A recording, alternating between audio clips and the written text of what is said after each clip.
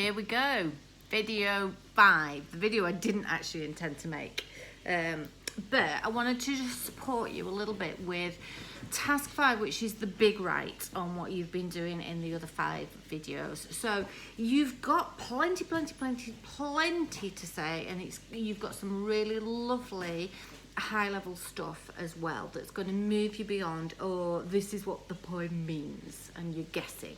Okay, you're really going to get into that writer's craft and have a look at the mechanics of the poem.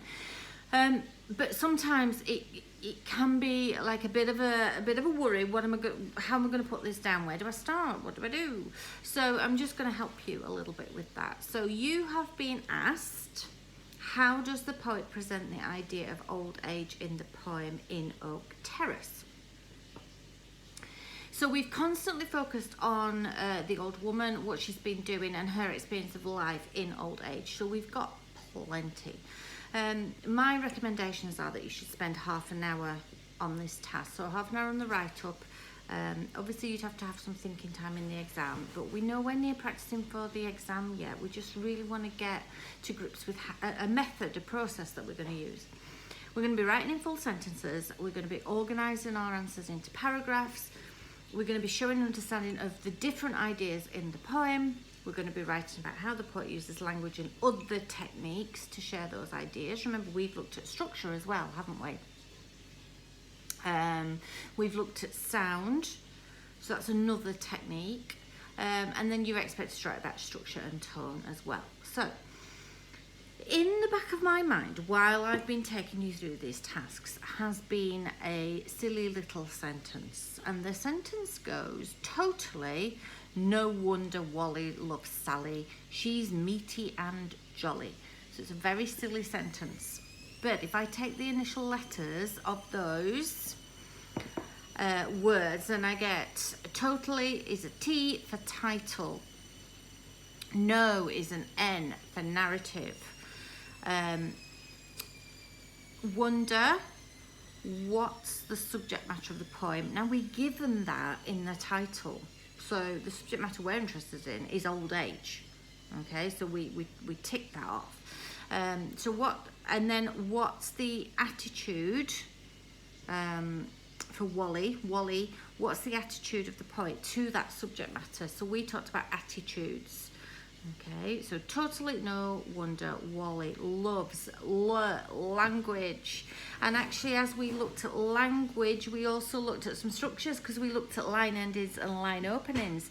So we have loves Sally, S, structure. So actually what we've done, we've talked about language and structure hand in hand. Perfect. We also looked at some sound, she's, S for sound. Meaty and mood, atmosphere. We just did mood. It's fine. At this point in time, we're going to treat them hand in hand. It's not necessarily the thing to do as we get older, but fine today. And then jolly, journey. So we looked at the mood journey. So we squashed mood and the journey together, didn't we? Okay. Now that's what I would have in my mind as I write this up. So I would start by exploring the title of the poem. Okay, so the first thing we encounter in the poem is the title, and the title Oak Terrace suggests to us, and then I would share that. I would maybe have a look at some of the interesting language there. Why Oak Terrace? He could have chosen any name of a terrace.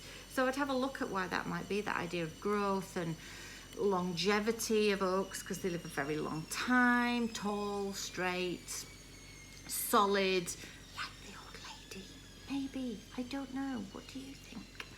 Then I'd explain some of the narrative. These are some of the things we're told that she does in the poem, and it makes me believe that she is, so I'd have a look at that. The attitude the poet seems to have to this is that old age is, and then you've got the language to fill that in.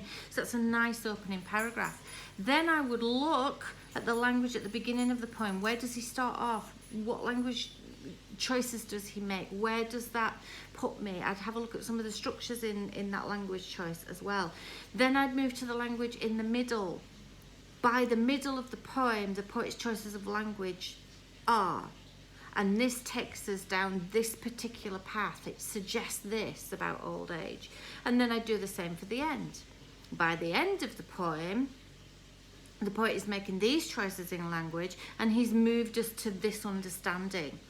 He has now made me think or believe or feel, and then say what he's made you think, believe, feel. Okay? If I've already talked about structures, then that's fantastic. I'm going to ignore the fact that there could be more to say about structures. If I've got other things to say about structures, I can have a look here, can't I?